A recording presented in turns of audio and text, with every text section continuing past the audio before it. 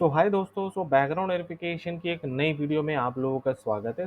आज हम बात कर लेते हैं, क्या हम अपना पीएफ अकाउंट यूएन से डीलिंक कर सकते हैं नहीं कर सकते।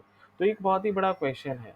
तो अगर आप इसको गूगल पे भी नॉर्मली सर्च करेंगे तो इस क्वेश्चन को, तो सीधी सी बात है, वो यही बोलेगा कि भाई आप ईपीएफओ की वेबसाइट में लॉगिन करें, अपना वहाँ पे मैनेज टैब में जाके हिस्ट्री में चेक करें और अपना डीलिंक कर लें। लेकिन इसमें देखिए, कुछ इंपॉर्टेंट कंसिडरेशन भी दिया हुआ है कि भाई जो रॉन्ग लिंक्ड आईडी है, मतलब अगर किसी कोई गलती से आपका आधार नंबर डाल के आपका यूएन नंबर क्रिएट कर देता है, तो वो ही अकाउंट आप डीलिंक कर सकते हैं। जेन्युइन, नो जेन्युइन रिकॉर्ड, अगर वो जेन्युइन नहीं है, आपके रिकॉर्ड कुछ भी मतलब है ऐसा जो आपकी बिना कंसेंट की क्रिएट किया गया है, या जीरो बैलेंस रिक्वायर्ड। डीलिंक का सबसे बड़ा ये है, जैसा कि मैं हमेशा कहता हूँ कि डीलिंक करने के लिए आपके अकाउंट में जीरो बैलेंस होना चाहिए। अगर बैलेंस डिपॉजिट हुआ है, दैट डजंट मीन वो आपके कंसेंट से हुआ है। और आपके अगर कंसेंट से नहीं हुआ है तो आप पीएफ डिपार्टमेंट की वेबसाइट में जाकर उसको इशू को रेज कर सकते हैं। ठीक है। तो आप ये चलिए, मैं आपको ना वेबसाइट में ओपन करके दिखा देता हूँ कि कैसे आप डी लिंक का प्रोसेस कर सकते हैं।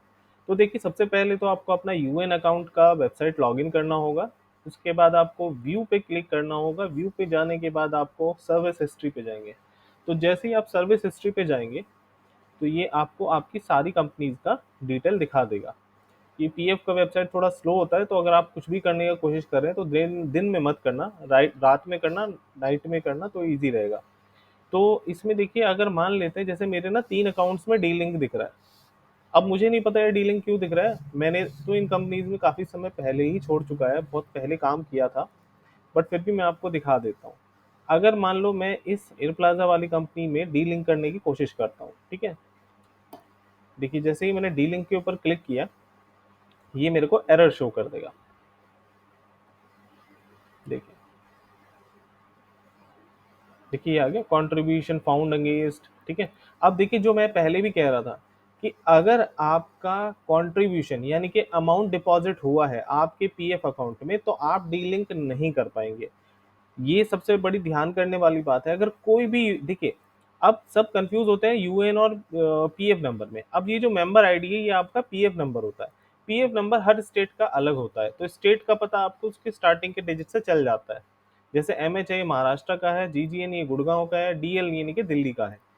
तो पीएफ नंबर हर स्टेट के अलग होते हैं, बट ये सारे सेंट्रलाइज कनेक्ट होते हैं आपके यूएन नंबर से। अब जब भी आप किसी कंपनी को ज्वाइनिंग करते हैं, तो आप ये यूएन नंबर देते हैं वहाँ पे। यूएन नंबर देने के बाद वो अपना अकाउंट, पीएफ अकाउंट क्रिएट करते हैं उसी स्टेट का, और आपके यूएन से उसको कनेक्ट कर देते हैं। बट क्या होता है कि कुछ कुछ लोगों का मैंने क्वेरीज देखा है, वो किसी कंपनी को ज्वाइन भी नहीं करते, सिर्फ ऑफर लेटर एक्सेप्ट करते हैं और वहाँ पे उनका यूएन अकाउंट वो क्रिएट ये कर देते हैं। जो सिस्टम है, इसमें लोग क्या करते हैं कि आपको जबरदस्ती ज्वाइनिंग कराने के लिए या आपको मेंटली हैरेस करने के लिए भी क्रिएट कर देते हैं। तो ध्यान करने वाली बात यही है कि आप जब भी अपना पीएफ अकाउंट क्रिएट कर, सॉरी, कहीं भी ज्वाइनिंग कर रहे हैं, तो आप उनको बोले कि बिना मेरे कंसेंट के मेरा पीएफ अकाउंट प्लीज क्रिएट मत करना। और यह आप ये कर सकते हैं कि जब आपका बीजीवी हो जाए, उनको बोलो कि जब तक मेरा बीजीवी कंप्लीट नहीं होता, आप मेरा पीएफ अकाउंट मत क्रिएट करो। उसका बेनिफिट क्या होता है कि मान लेते हैं मेरा पीएफ अकाउंट नहीं क्रिएट हुआ और मेरा बीजीवी रेड आ जाता है, और बीजीवी रेड आने के बाद मेरा जो पीएफ अकाउंट है वो क्रिएट हो गया वहाँ पे, और बीजीवी रेड आ गया और मेरा पीएफ अकाउंट भी क्रिएट हो गया। अब कंपनी तो मुझे टर्मिनेट करेगी या आस्क टू लीव करेगी। अब उस केस में अगर कंपनी बोल देती है, तो कंपनी तो वो जो 10 दिन का या 7 दिन का जो मेरा एफएनएफ बनेगा, उतना ही अमाउंट मेरे पीएफ में डिपॉजिट होगा। और पीएफ में डिपॉजिट होने के बाद वो लाइफ लॉन्ग रहेगा, वो कभी डिलीट नहीं हो सकता। और जब भी आप किसी कंपनी में नेक्स्ट टाइम अप्लाई करने जाएंगे, वहां पे वो यही पूछेंगे कि भाई आपने इस कंपनी में 7 डेज क्यों काम किया। तो समझने वाली बात यही है मेरे भाई या मेरे दोस्तों, कि ये चीज़ें, इन चीज़ों से बचें, अवॉइड करें।